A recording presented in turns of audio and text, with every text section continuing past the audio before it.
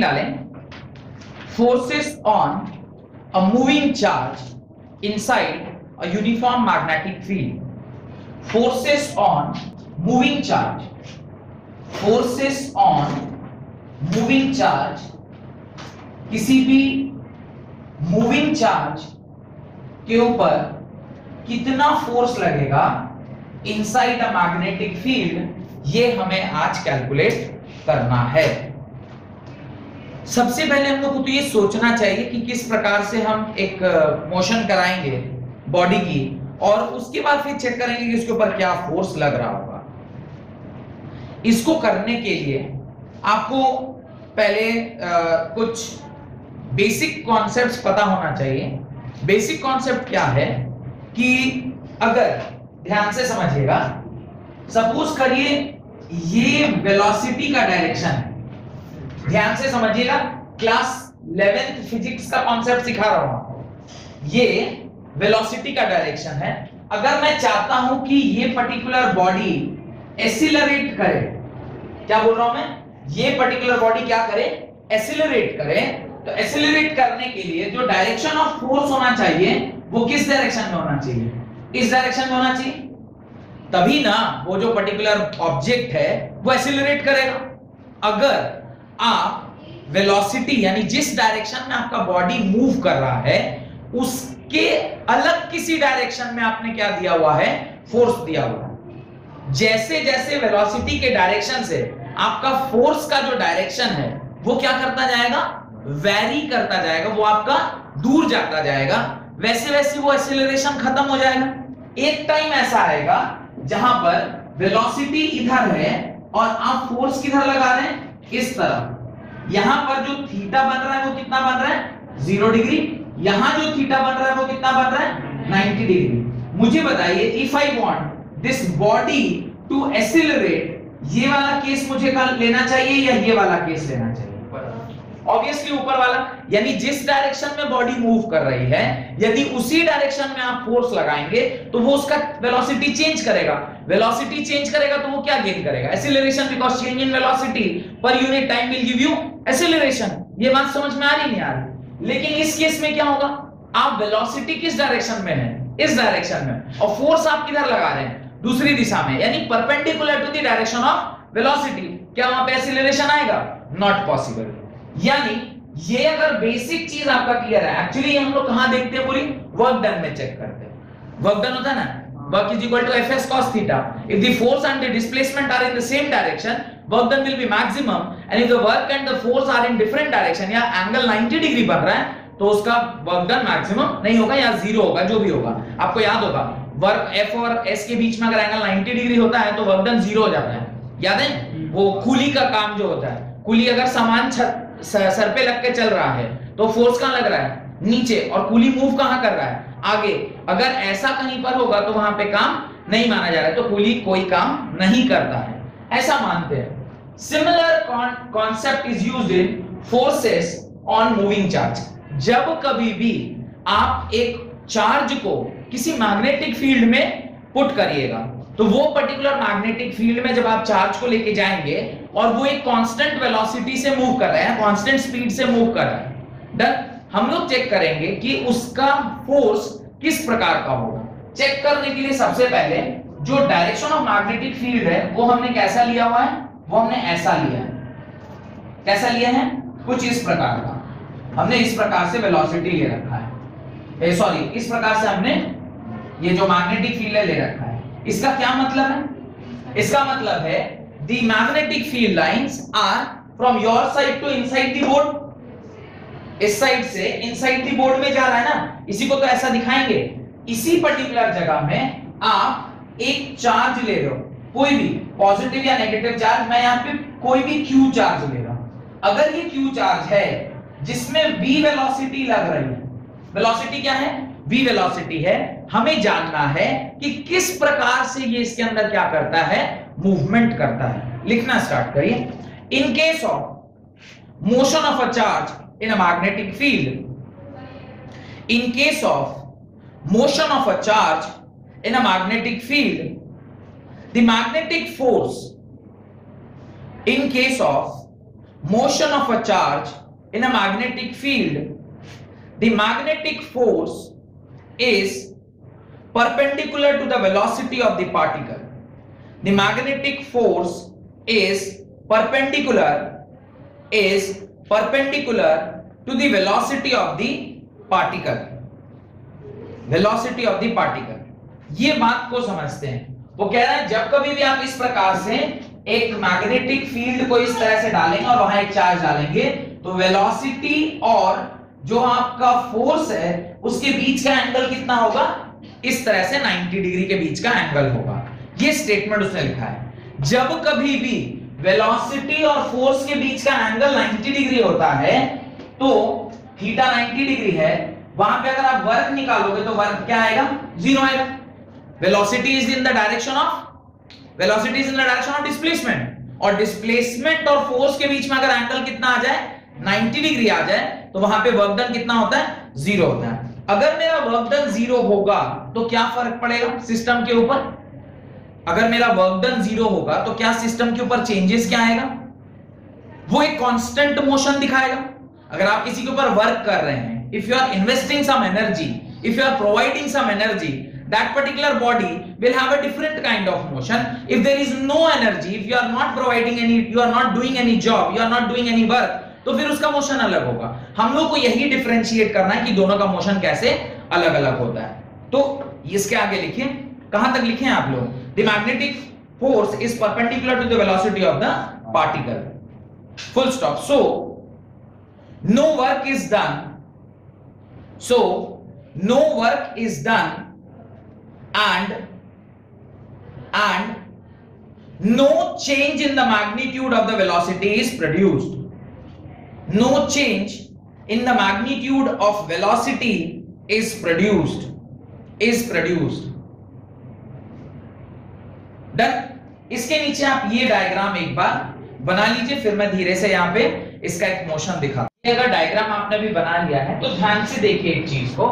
अगर ये बॉडी इसकी इस प्रकार से और इसके अंदर बीच में एक फोर्स लग रहा है, आपने ऐसा एक और केस कहां पढ़ा था, ध्यान से देखिएगा। आपने ऐसा केस एक जगह और पढ़ा हुआ है क्लास 11th में, जहां पर बॉडी जो है वो आपका इस प्रकार से मूवमेंट कर रहा है और फोर्स जो है वो सेंटर की ओर लग रहा है। तो बॉडी जब कभी भी इस तरह के मोशन में जाती है तो वो किस तरह का मोशन दिखाती है, सर्कुलर मोशन दिखाती है। और इस तरह का जो फोर्स होता है जो सेंटर की ओर लग रहा होता है उसको हम लोग क्या बोलते हैं, that is called as centripetal force. ये जो अंदर की ओर फोर्स लग रहा होता है इसको क्या बोलते हैं, सेंट्रीपिटल फोर्स बोलते हैं। This force is known as centripetal force. तो यहां कहीं भी कुछ उसी तरह का एक सीन क्रिएट हुआ है जहां पर वेलोसिटी जो है वो इस डायरेक्शन में और जो आपका फोर्स है वो ऐसे है। अभी क्या होगा, इसका भी ठीक उसी प्रकार से कुछ एक मोशन होगा जहां पर इस प्रकार से आपका जो बॉडी है वो मूव करता जाएगा और एक सर्कुलर मोशन वहां पर आपको देखने को मिलेगा, जहां पे ये आपकी क्या है, मैग्नेटिक फील्ड है, और ये आपका क्या है, जो बॉडी है वो इस प्रकार से क्या कर रहा है,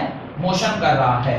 अब ये इसके बीच का जो एंगल है वो दिस, अभी ये जो डॉटेड लाइन मैंने बनाया उसको मैं सॉलिड लाइन बना देता हूं। इस प्रकार से बॉडी यहां पर क्या कर रही है, मूव कर रही है। अब देखिए मान लीजिए चार्ज मेरा घूमते फिरते यहां पे पहुंचा, यहां पे पहुंचेगा तो क्या होगा, suppose this is your charge, again the velocity will be in this direction but the force will B centripetal in nature. अगर मान लीजिए मेरा जो चार्ज है वो सपोज यहां पर पहुंचा, this is your Q charge, again the velocity is in this direction and force is in this direction. Similarly ये भी आपका यहां पर पहुंचा, suppose this is your charge, तो velocity is in this direction and force is in this direction. चूंकि centripetal है force हमारा, तो ये बॉडी क्या करेगा, एक सर्कुलर मोशन में जाता जाएगा।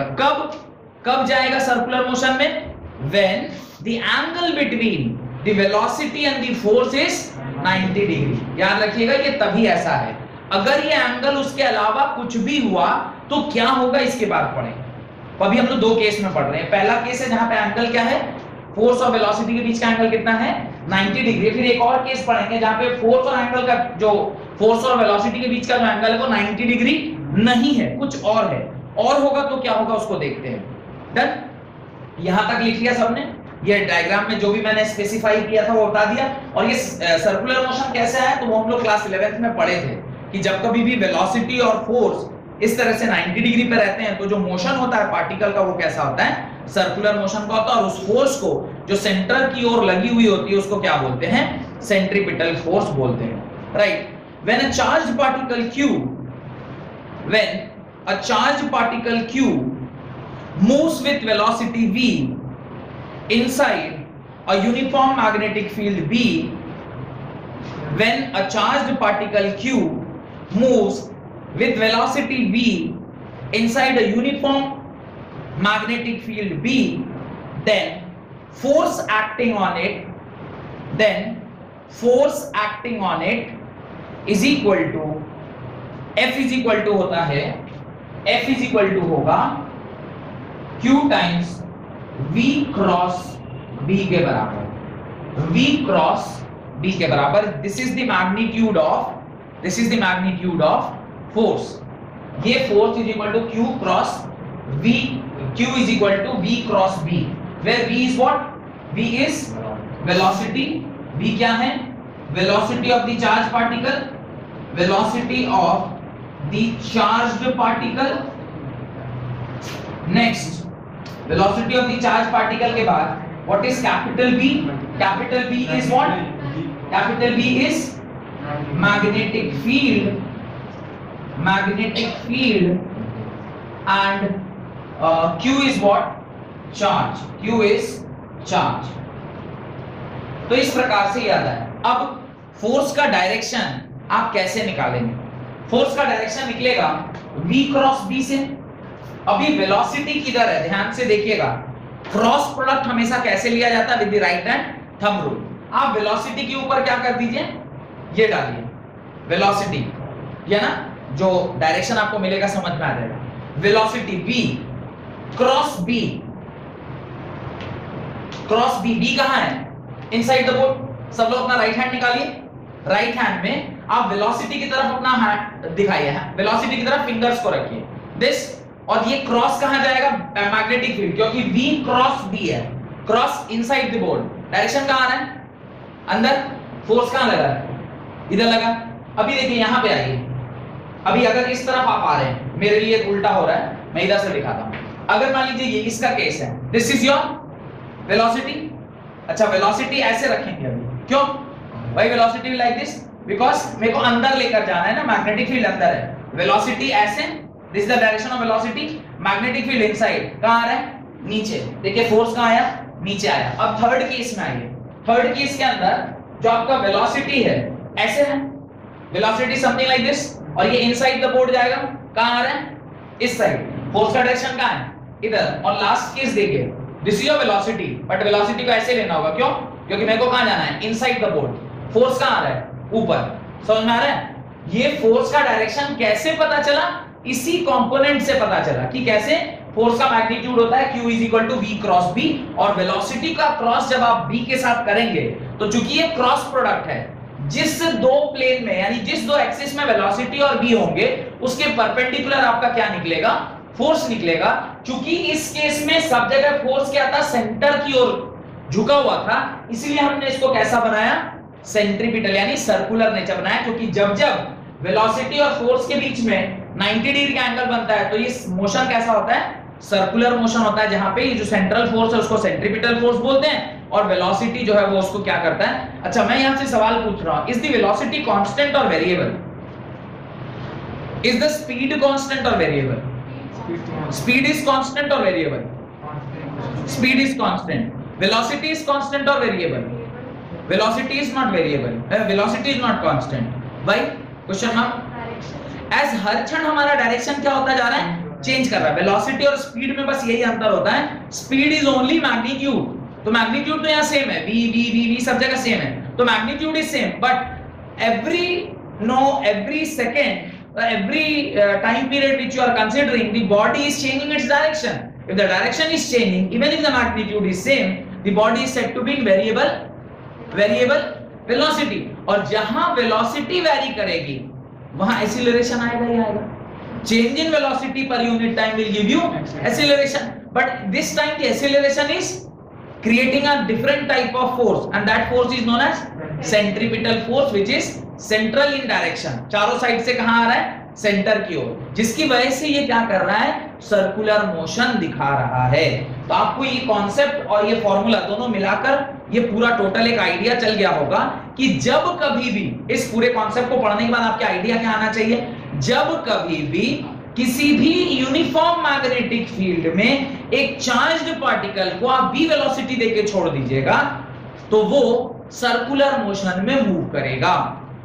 ये आपको इससे क्या लेना चाहिए, इन्फ्रेंस लेना चाहिए कि किसी भी यूनिफॉर्म मैग्नेटिक फील्ड में एक चार्ज पार्टिकल को v वेलोसिटी देके छोड़ दीजिएगा तो वो कैसे मूव करेगा, सर्कुलर मूव करेगा। यानी करंट कैरिंग वायर, यानी करंट कैरिंग वायर या करंट कैरिंग वायर को छोड़िए, मैं कह रहा जब कभी भी किसी चार्ज पार्टिकल को आप किसी भी मैग्नेटिक फील्ड में अगर ऐसे छोड़ देंगे तो वो क्या करेगा, सर्कुलर मोशन करेगा। इसका कई जगह पे हम लोग को यूज आता है, खास करके ऐसी जगह पे जहां पे हमें बहुत फास्ट मूविंग, आप देखेंगे एक टर्म अभी हम लोग आगे चल के पढ़ेंगे, सो द साइक्लोट्रॉन। साइक्लोट्रॉन क्या होता है, very fast moving electron when strikes an object. तो फिर वहां से फिर आगे की चीजें बढ़ती है, इलेक्ट्रॉन गन बनता है, या आपने उसके बारे में भी पढ़ा होगा ना, जो टीवी में जाके इलेक्ट्रॉन जाके स्ट्राइक कर रहे हैं। अब वो स्ट्राइक करने के लिए आपको उसको वेरी फास्ट मूविंग होना पड़ेगा। फास्ट मूविंग कैसा होगा, अगर आप उसको कांस्टेंट एक्सीलरेशन से यानी कांस्टेंट वेलोसिटी से मूव कराएंगे फिर वो फास्ट तो नहीं होगा। तो आप अगर चाहते हैं कि मैं उसको फास्ट कराऊं तो क्या करना पड़ेगा, आपको जरूर कुछ उसको ऐसे सेटिंग में डालना होगा जहां पे उसका वेलोसिटी का सिर्फ डायरेक्शन की वजह से वेलोसिटी ना चेंज हो, उसका मैग्नीट्यूड भी क्या होना चाहिए, चेंज होना चाहिए। तब ना वो हर अगले राउंड में क्या कर देगा, थोड़ा ज्यादा फास्ट भागेगा, फिर अगले राउंड में थोड़ा और ज्यादा फास्ट भागेगा, और जैसे जैसे एक पर्टिकुलर स्पीड आ जाएगा वहां पे जाके आप उसको किसी चीज पे स्ट्राइक करा दोगे तो फिर वो आगे चल के आपका बाकी का काम कर देगा। तो अभी इसका स्पीड बढ़ाने का तरीका सीखेंगे। यहाँ पे स्पीड नहीं बढ़ रहा, यहाँ पे उसका स्पीड क्या है, कांस्टेंट है। अभी हम लोग इसका स्पीड बढ़ाएंगे। आगे लिखिए, ये फोर्स कैसे पता चला, लिखिए from the right hand thumb rule, the right hand thumb rule, the force F is perpendicular to velocity. From the right hand thumb rule, the force F is perpendicular to velocity and magnetic field capital B and magnetic field capital B. Hence it changes its path continuously. Hence it changes its path continuously. वो circular motion में continuously अपनी path को क्या कर रहा होगा, change कर रहा होगा। Full stop. This force is known as centripetal force, changes its path continuously. Full stop. This force is called centripetal force. इस फोर्स को आप क्या बोलते हैं, this force is called centripetal force and produces circular motion perpendicular to the magnetic field. ये circular motion किस plane में बना है, it is perpendicular to the magnetic field.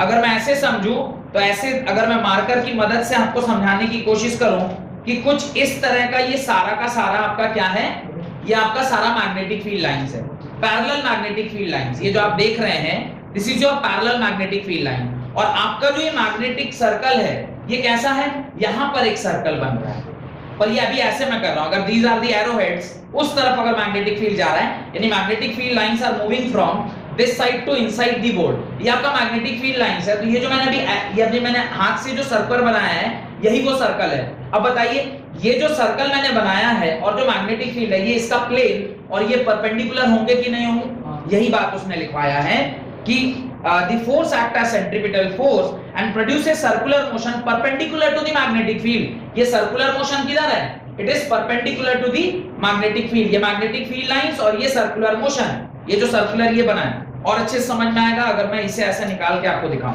अभी देखिए ये सारा आपका क्या है, मैं ये बोलना चाह रहा हूं। अभी ये आपका वो सर्कल है ना जो यहाँ बोर्ड पे बना हुआ है, this is the circle which is drawn on the board, मेरा कड़ा। और ये जो मार्कर मैंने दिखाया ये सारे के सारे मार्कर क्या हैं, these all markers are the magnetic field। अभी देखिए प्लेन ऑफ द कड़ा and the magnetic field lines, इसके बीच का एंगल कितना बन रहा है, प्लेन ऑफ द कड़ा मींस दिस, और ये जो मैग्नेटिक फील्ड लाइंस उसके बीच का एंगल कितना बनेगा, 90 डिग्री बनेगा।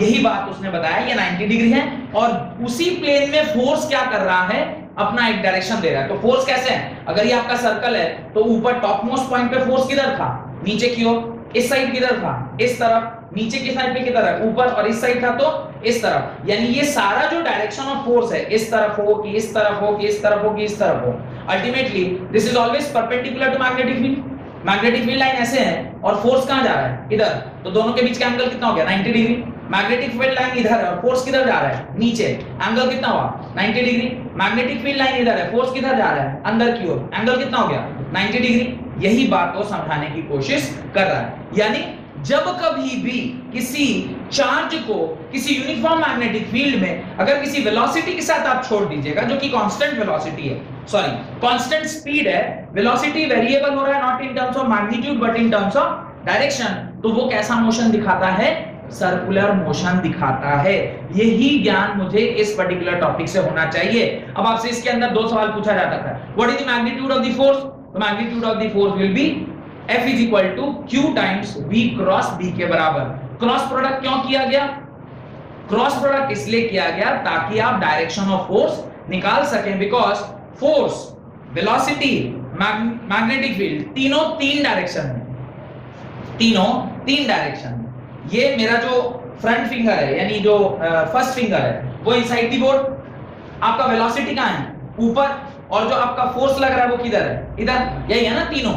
तो इस तरह से, तो ये तीनों उंगलियां जो है आपस में क्या है, परपेंडिकुलर है ना, all finger is making angle अपने साथ सब 90 डिग्री बना रहा है। तो तीन अलग अलग डायरेक्शन में अगर कोई चीज है तो तभी कैलकुलेट होगा जब उसके बीच में क्या होगा, क्रॉस प्रोडक्ट। डॉट प्रोडक्ट का तो एक ही प्लेन में होना चाहिए, प्लेन बदलेगा तो डॉट प्रोडक्ट का कोई मतलब नहीं होता, क्योंकि प्लेन जैसे ही बदलिएगा डॉट प्रोडक्ट क्या हो जाएगा, जीरो।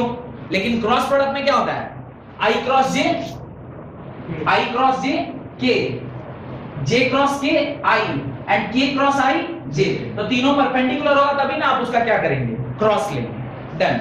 अब आगे लिखिए, ये तो वो केस था जहां पर वेलोसिटी और मैग्नेटिक फील्ड यानी फोर्स के बीच में एंगल कितना बन रहा था, 90 डिग्री। पर हमें 90 डिग्री से क्या मिला, कोई फायदा नहीं हुआ।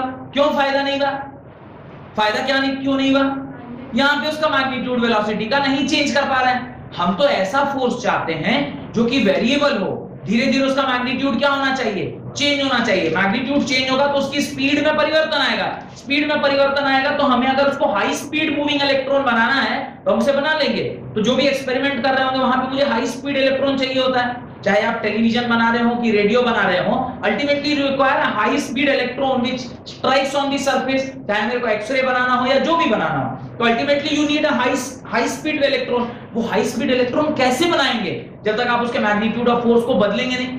तो वो कैसे बदला जाएगा, लिखे आगे, if a charged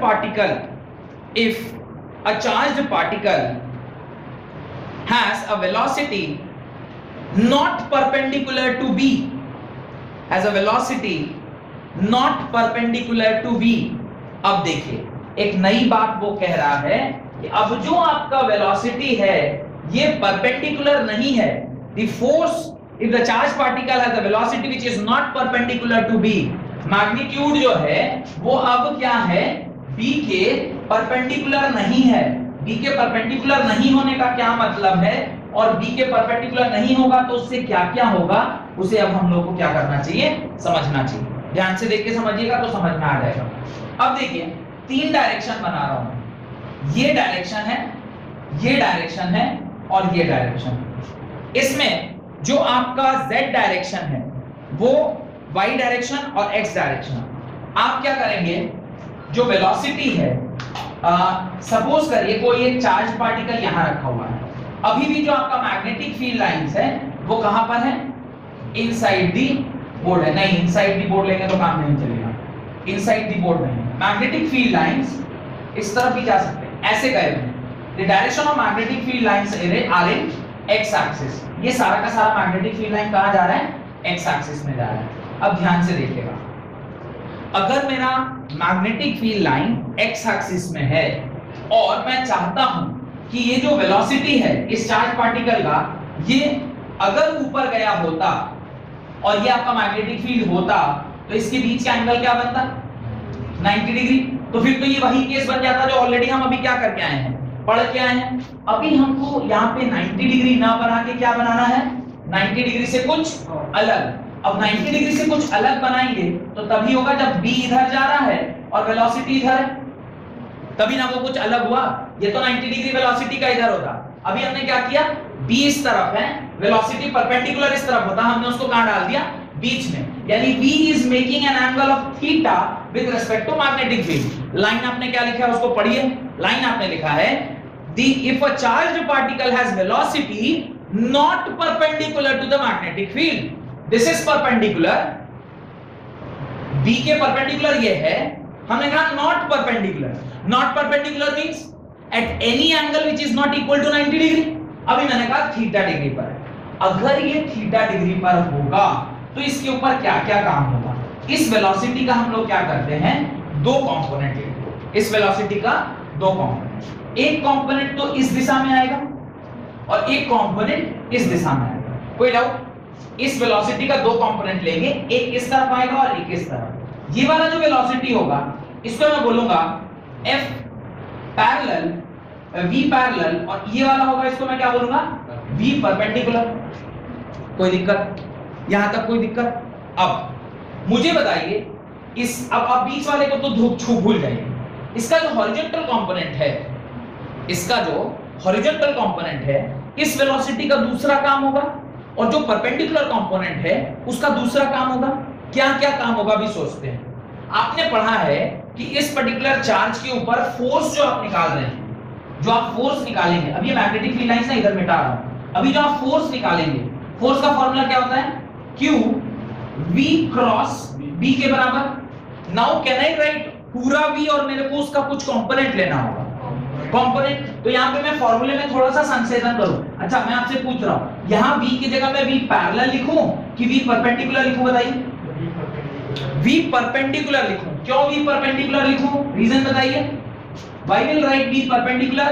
Because V cross B में हम वो वाला कंपोनेंट लेते हैं जिसमें वेलोसिटी और मैग्नेटिक फील्ड के बीच में कितना एंगल बनना चाहिए, 90 डिग्री। यहाँ पे मैग्नेटिक फील्ड किधर है, इस तरफ, और आपका जो वेलोसिटी परपेंडिकुलर इधर है, इन्हीं दोनों के बीच में ना 90 डिग्री बन रहा है। यहाँ पे आप क्या लिखोगे, V परपेंडिकुलर। तो ये वाला कंपोनेंट क्या करेगा, इस पर्टिकुलर चार्ज को गोल गोल घुमाएगा। ये वाला जो कंपोनेंट है इसका काम क्या होगा, इस चार्ज को गोल गोल घुमाना। क्यों?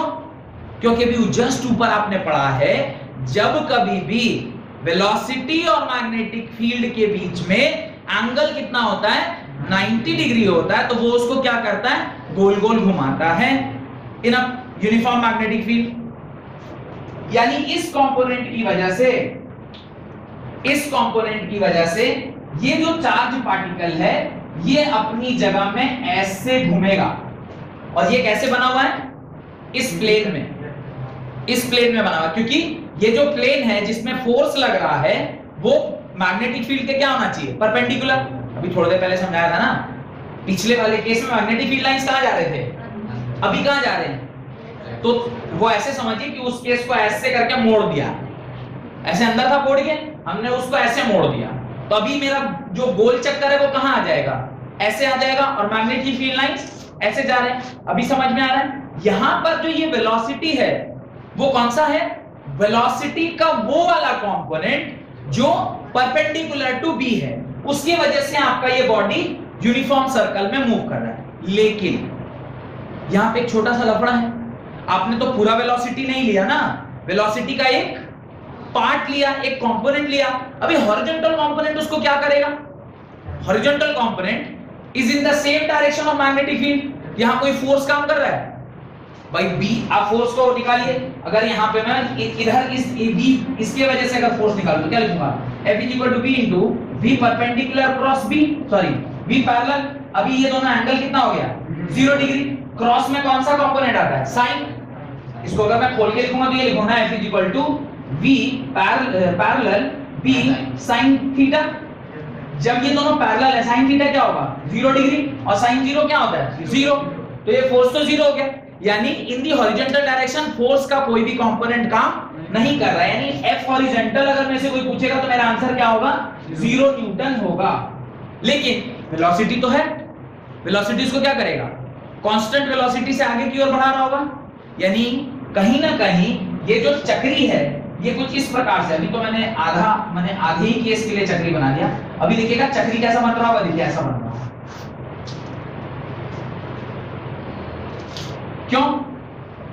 क्यों बोलिए, ऐसा क्यों बन रहा होगा चक्री?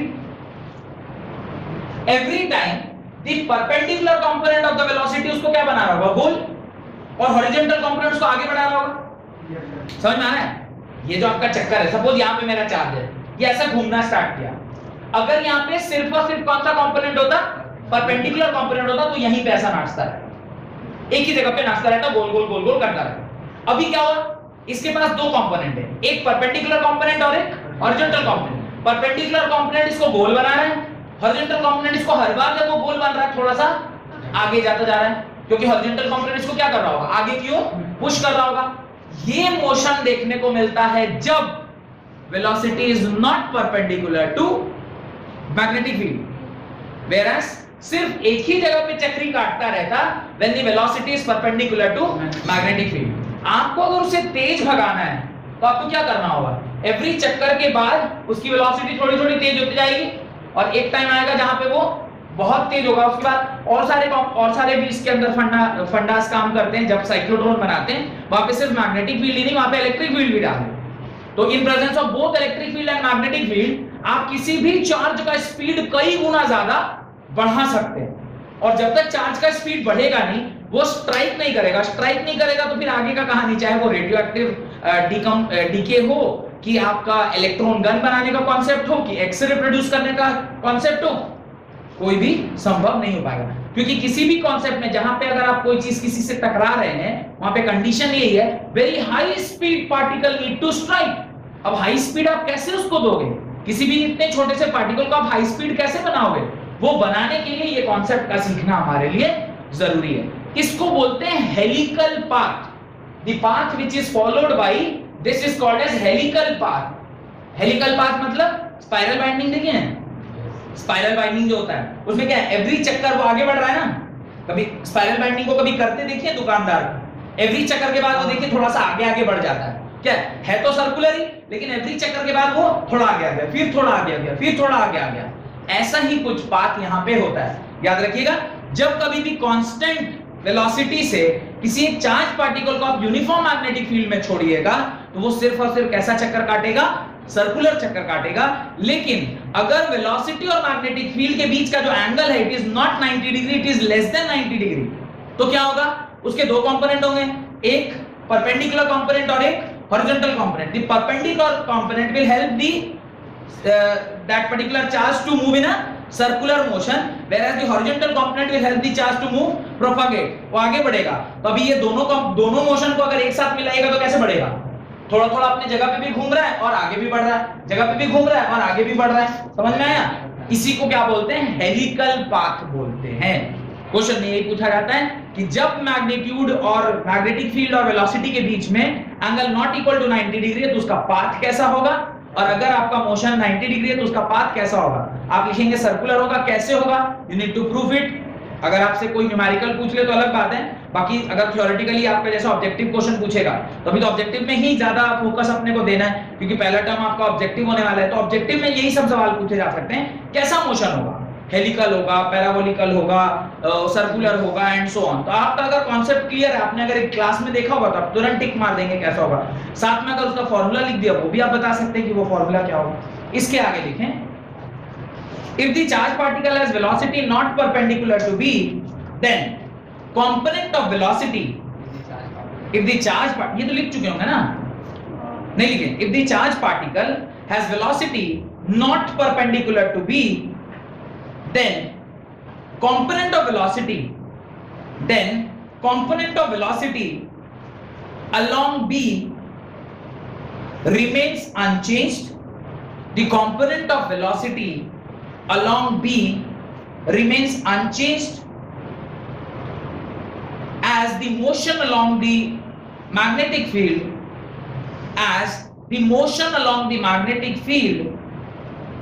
will not be affected by the magnetic field। तो कह रहा है कि उस वेलोसिटी का वो वाला कंपोनेंट जो हॉरिजॉन्टल कंपोनेंट है वो उसके मोशन में कोई परिवर्तन नहीं करेगा एक्सेप्ट वन कि वो उसको आगे की ओर क्या कर रहा होगा, प्रोपागेट कर रहा होगा। Done. B remains unchanged and the motion along the magnetic field will not affect the magnetic field. Full stop. Then the motion of the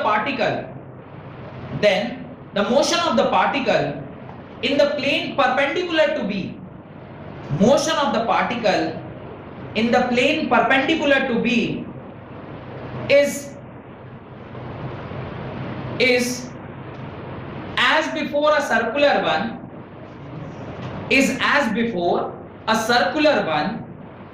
पहले की तरह वो भी अभी भी क्या है, एक सर्कुलर मोशन ही है, लेकिन सर्कुलर मोशन के साथ साथ थोड़ा थोड़ा वो क्या हो रहा है, आगे की ओर प्रोपागेट करते जा रहा है, due to which the net motion कैसा देखने को मिल रहा है, हेलिकल मोशन, लेकिन thereby producing a helical motion. Then the motion of the particle in a plane perpendicular to B is as before a circular one, thereby producing a helical motion.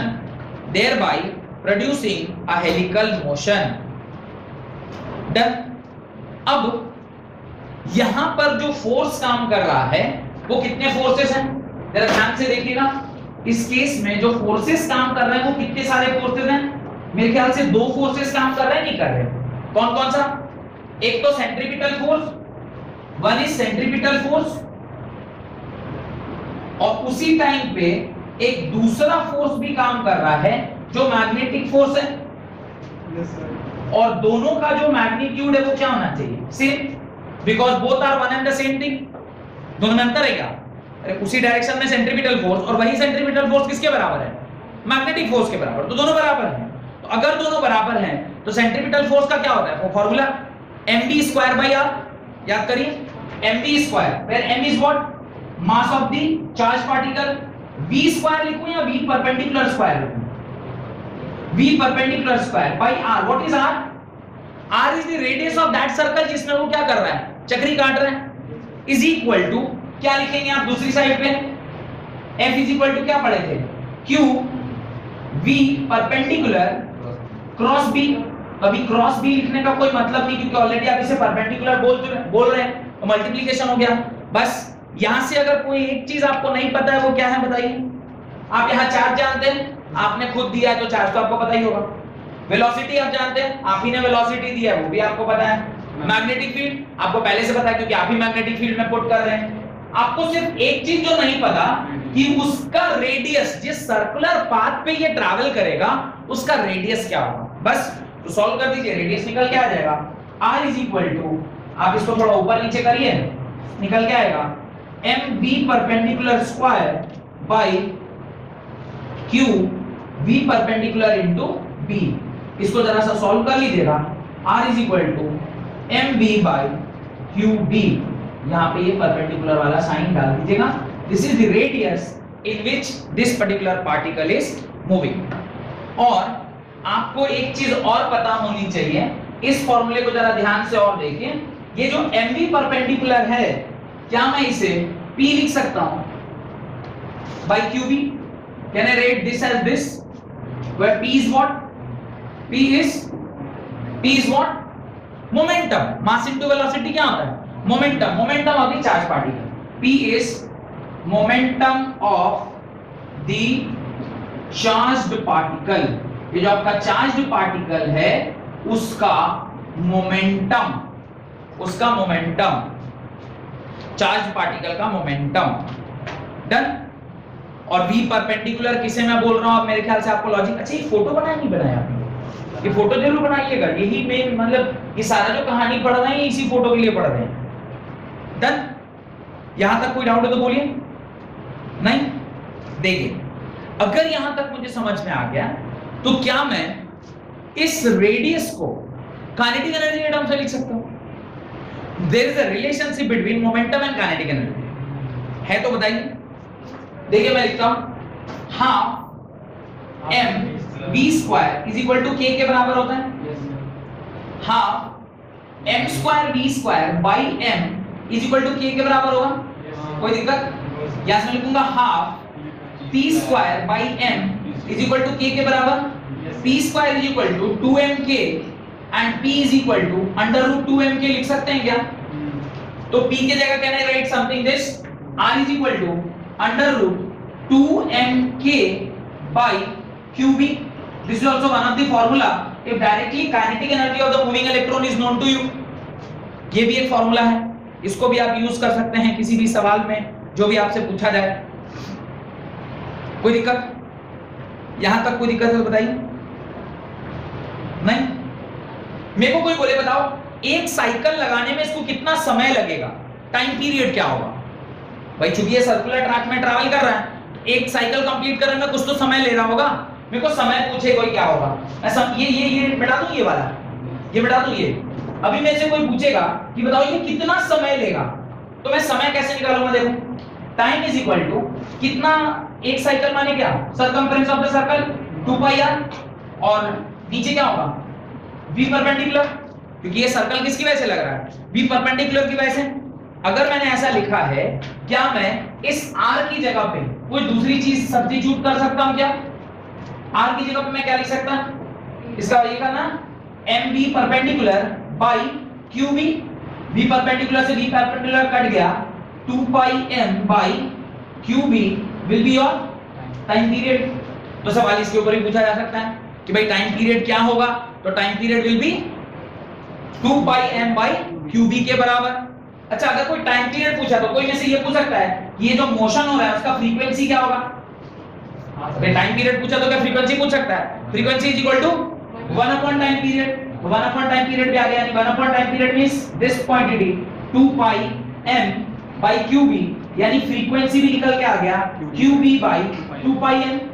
समझ में आ रहा है? सवाल कुछ भी बनाया जा सकता है अगर आपको नॉलेज हो। अच्छा अगर मेरे को कोई ये बताए कि भाई ये तो हो गया नॉर्मल फ्रीक्वेंसी, कोई बोले एंगुलर फ्रीक्वेंसी क्या होगा? एंगुलर फ्रीक्वेंसी क्या होता है? What is the formula for? खैर पहले आप यहां तक लिखिए, यहां तक डाइजेस्ट करिए। ये काइनेटिक एनर्जी वाला टर्म समझ में आ गया, काइनेटिक एनर्जी वाला ये मिटा रहा हूं, काइनेटिक एनर्जी वाला, ठीक है। काइनेटिक एनर्जी को आपने पुट करके रेडियस का एक नया फार्मूला निकाल लिया। उसके बाद मैंने टाइम पीरियड का फार्मूला दिया। टाइम पीरियड कैसे निकाला? 2πry, यानी ये क्या है, distance by time, sorry distance by velocity. Distance कितना ट्रैवल कर रहा है एक सर्कल में, 2πr के बराबर सर्कमफरेंस ऑफ द सर्कल, 2π और नीचे कितना लिखा, वेलोसिटी, भाई डिवाइड दिया, टाइम निकल के आ गया। अगर मेरे को टाइम पता होता है तो मैं क्या निकाल सकता हूं, ये कौन सा है, ये जनरल फ्रीक्वेंसी है। अगर एंगुलर फ्रीक्वेंसी निकालना हो तो क्या फॉर्मूला यूज करते हैं? What is the formula for angular frequency? Mu is equal to omega is equal to no idea, theta के टर्म्स में कुछ नहीं पढ़े, आपने बचपन में पढ़ा होगा ना, theta is equal to angular displacement is equal to angular velocity into time। नहीं पढ़े? अरे क्लास 11 में ही पढ़ा होगा। क्लास 11 में क्या पढ़े थे? W थीटा की जगह ओमेगा टी लिखे थे, वेव पढ़ रहे थे जब, आपने लिखा होगा ना A is equal to A sin omega T. अब ये ओमेगा टी कहां से आ गया साइन के सामने? ये सब ऐसे क्यों देख रहे हैं को? अरे थीटा और ओमेगा टी बराबर, अजीबोगरीब आप सब लोग, आपका एक्सप्रेशन 11th क्लास में पूरा ही जीरो है क्या? हाँ सर गधा कहीं का है और कॉन्फिडेंट आंसर दे रहा है। हाँ सर, ये एंगुलर वेलोसिटी का रिलेशनशिप है, आप लोग पढ़े होंगे ये सब, नहीं भी पढ़े तो मैं पढ़ा दूंगा इस साल फिर से। जय जय सिया राम। तो चलिए ठीक है, कोई बात नहीं। अभी मेरे को रिलेशनशिप स्टैब्लिश करना है किसके बीच में, एंगुलर फ्रीक्वेंसी और इसके बीच में। एक सिंपल सा फॉर्मूला था, omega is equal to v is equal to omega, v is equal to omega. एक सिंपल सा रिलेशनशिप है, बस आप वेलोसिटी जानते हैं, आप r जानते हैं, आपको ओमेगा निकालना है, पुट करिएगा, डायरेक्ट आंसर आ जाएगा। ओमेगा का जो एक्सप्रेशन है वो मैं लिख देता हूं, omega is equal to qb by m, omega is equal to qb by m। ये आपका फॉर्मूला आता है। और ये कैसे आया? ये आता है omega is equal to v by r से। v का एक्सप्रेशन आपको पता है, velocity, omega is equal to mu का वेलोसिटी आपको पता है ना, what is that, qb by 2πm into 1/r। r का एक्सप्रेशन पुट कर दीजिए, सिर्फ यही क्वांटिटी वहां पर बच के रह जाएगी। डन? यहां तक मेरे ख्याल से आपको समझ में आ गया होगा। यही जो ओमेगा आपने निकाला है, this is only known as cyclotron frequency. ये पूरा जो कहानी पढ़े हैं वो किस लिए पढ़े, ताकि अगला जो हमारा टॉपिक है वो है साइक्लोट्रॉन। साइक्लोट्रॉन एक डिवाइस है जो इलेक्ट्रॉन के स्पीड को क्या करता है, मैग्नीफाई करता है या फास्ट बनाता है। अभी वो फास्ट बनाएगा कैसे और वो कितना फास्ट बनाता है, उसको समझने के लिए आपको क्या समझना जरूरी था कि साइक्लोट्रॉन की फ्रीक्वेंसी क्या होती है। तो ये लिख लीजिएगा, this omega is equal to frequency by r, सारी वैल्यूज पुट करके जो ओमेगा की वैल्यू आती है that is QB by M, ये omega is known as cyclotron frequency. This omega is known as cyclotron frequency. आप इसको क्या कहते हैं, साइक्लोट्रॉन फ्रीक्वेंसी कहते हैं। डन, इसको कंप्लीट कर लीजिएगा। यहाँ पे आप आर की वैल्यू आपने पता है ना, आर की वैल्यू पुट करके सॉल्व कीजिएगा, आपको डायरेक्ट आंसर मिल जाएगा। ये this is called as cyclotron frequency. Done, बहुत इंपॉर्टेंट कॉन्सेप्ट, क्योंकि साइक्लोट्रॉन पढ़ने के लिए साइक्लोट्रॉन फ्रीक्वेंसी का निकालना बहुत जरूरी है। डन, बहुत बहुत धन्यवाद आज की क्लास अटेंड करने।